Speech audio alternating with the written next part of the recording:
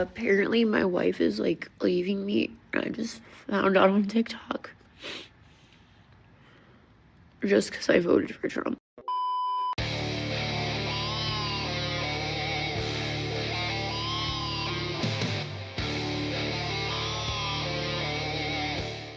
Yo, what is going on, guys? Got a video for you here today from Manhood titled "Women Are in Rage as New Anti-Divorce Law Changes Everything." I really hope this is the case, and I hope this is a legitimate change, because we all know that divorce law absolutely does need a change. So let's jump into it. Today's video was suggested to me by Locke the Bounty Hunter. I'm going to leave both of their channels linked in the pinned comments, so make sure you go and subscribe to these guys. Don't forget to leave your own comments, and let's jump right into the video. Should women be scared of the new Florida divorce law? Yes. No longer is there permanent alimony. The amount of alimony that you're going to get has been predetermined. The length of time that you are going to get alimony has been cut down. That's why married women should fear the new Florida divorce law. That's so dramatic. Women need to fear the new divorce law, as if those evil men are coming for the money that isn't even theirs. But if they start taking an active role in making the marriage work, then they should have nothing to worry about. No, this is happening right now. An increasing number of Republicans are attacking no-fault divorce. They want to make it harder to get a divorce, 70% of which are initiated by women. The Texas and Nebraska Republican parties put it in their state's official platform. And what I'm guessing you're trying to say is, yeah, but Republicans will never actually make it harder to get a divorce. Like, these bills would never pass. This is never going to happen. It is justified and warranted and even necessary that we react to the things that legislators say that they want to do. Unless it's under very specific circumstances, initiating a divorce shouldn't be happening, especially since modern divorces are filed for some of the most dumbest reasons imaginable. Like, what's the alternative? We only get to react when the deed is done, when they do actually make it harder to get a divorce. This type of thoughtless, dismissive tactic was used so much when women and feminists and activists sounded the alarms for years and decades that Republicans would overturn Roe v. Wade, only to be told time and time again that they won't actually do it. I certainly hope you're right. I hope this never happens, but I plan to continue reacting to Republicans when they tell me what they want to do. These women love to bring up that Supreme Court case as the ultimate example of why they're so oppressed. In fact, they are so oppressed they can't bring up any other example of that oppression. That's because there aren't any. I just want to make something very clear. If a woman wants a divorce, that's reason enough for a divorce. It's looking like the GOP is coming after that next. We told you it wouldn't just be abortion. They're coming after no-fault divorce. So they want to make it where women can't just decide they want a divorce just because, you know, they're unhappy. They have to prove infidelity or abuse. Because, you know, we're subhuman. That's what they're saying. It's impossible for a marriage to make a woman happy, especially since modern women have made it their mission to sabotage the lives of all of the women around them. They want as many women to be as lonely and as miserable as they are as possible. A divorce lawyer says she got 14 new clients after the election, nearly 3 times the normal number for the busiest of weeks. Political disagreements have been tearing families apart for a decade now, but 2024 seems to be on a whole other level. Which isn't surprising, of course. The contrast between the two respective sides of the political aisle could not possibly be more stark. And women's issues were, of course, one of the things that were at the center of this election. And it seems to have been a lot of women's last straw, if what divorce lawyer at Parker Lawyer on X experienced is any indication. These women divorced their husbands simply because the presidential candidate they didn't like got elected. That's proof that these women never actually cared about their husbands. They just needed an excuse to end things. In her tweet, she noted that aside from the fact that November is the slowest month of the year for divorce lawyers, a phenomenal week for her would be 5 new cases. Instead, she got 14 in just the 2 days after the election.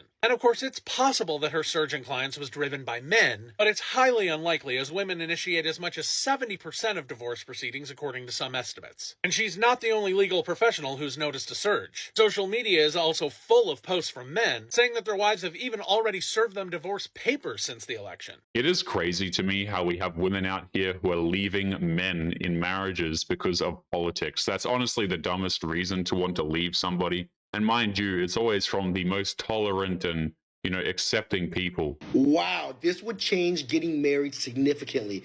Donald Trump is hinting at changing the divorce law. No more 50% property sharing. Depending on the state you're in or how you set up your prenup, or if there is one, there isn't one, when you divorce your spouse, they get half. So he's proposing if you get divorced, the other person should not get half. But if they need to borrow up to $1 million, the person with the money can loan it to them if they have collateral. Doesn't matter if you've been married for 6 years, 25 years, doesn't matter if you have 6 children with that person. If you can't take care of the person with the money should take the kids and take care of them. The divorce system was rigged to destroy men to line the pockets of other people. Wives are encouraged to leave their husbands, and in return, they get a cut of the profits. It's a racketeering scam, nothing more, honestly. I heard a guy say yesterday, he says, you never fully know your wife. This kind of made me laugh. You never fully know your wife until she divorces you. You've heard me say this: date long, marry slow, but divorce fast. And I've been accused of being pro-divorce. I'm not pro-divorce. I am pro-marriage all the way. Pro-happy, healthy marriage. I'm anti-divorce. I also like to say that if you're going to get divorced, you got to do it fast. That's a solid point. A lot of wives want to draw out the divorce proceedings as long as possible just because it's not enough to leave her husband. A lot of the times she wants to do it and she wants to hurt the man as much as possible on the way. So when I say divorce fast, that does not mean I'm pro-divorce. What it means is this. The emphasis is not on the divorce. The emphasis is on fast. And the reason is that most chaos and trauma and bullshit that a man goes through is through the divorce and custody process. Most of the relationship PTSD happens to the man, not the woman, and it happens through that process. That's why I say get it over with quick, if you can. It's rare to hear men talk about all of the crap they go through when they go through divorce, mainly because even if he does open up, he's just going to get hit with people saying, well, you should have treated your wife better and maybe she wouldn't have left you. He gets hurt no matter what. But this one's very interesting. Apparently, if you cheat on your spouse, and this is a bill that's going to be passed, or a law that is going to be passed in 2026 in the majority of states, that if you cheat on your spouse, you will possibly receive jail time. Like, it'll literally be illegal to do so. And y'all know how cheating culture is today. I mean, people cheating like crazy. It's an epidemic of infidelity, especially as it pertains to marriage, on both sides. It's insane how people openly brag about cheating. There was a time when it was considered shameful and you were pretty much shunned from society for doing it. Now it's just an average Tuesday for people. That's messed up. And so how does this change the dynamic of relationships going forward? But if this law passes, I can guarantee you there are going to be so many people you see never get married or try to get a divorce right before. I can guarantee you this is going to change the entire relationship system, and there's going to be like severely less marriages, because there's a lot, y'all don't understand this, dude. There's a lot of people who be cheating out here, bro. It's a cold world.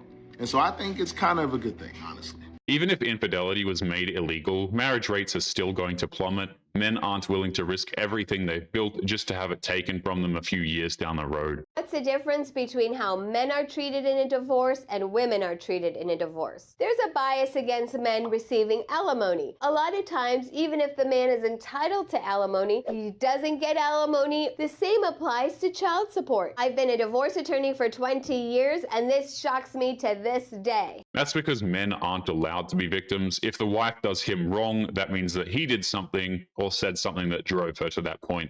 The blind assumption makes the court determine that he's entitled to nothing, even if he's in the right. I still stand by the fact that my husband is the ugliest man that I have ever met 5 years into our marriage. If you are single right now, it's because you want to be attracted to your partner, and that is just not realistic. I don't know how many times women on this app are going to have to say it. Find an ugly ass man and marry him. This man opened up to this woman. He let her into his life, his home, and his heart, and in return, she turns around, goes online, and tells the entire planet that she's not attracted to him. That is ridiculous. Is marriage 50-50? No. Who carries more of the burden? The man. How so? Well, if he's a working man, he's out in the field more working and taking care of the responsibilities of the home. They are the sole provider of the household, and along with that, all the other things that come with being the sole provider of a household. They're not just the financial provider, but under today's logic, men are supposed to do everything. Be it the breadwinner, do the cooking, the cleaning, read their wife's mind, of course, and be perfect all day, every day. And if he falters once, then the entire marriage is considered a massive failure. But anyway, guys, we're going to be leaving today's episode there. As always, don't forget to subscribe to the channel if you are new here. Drop a comment, and I will see you all in the next one. Make sure you take care of yourselves. Peace.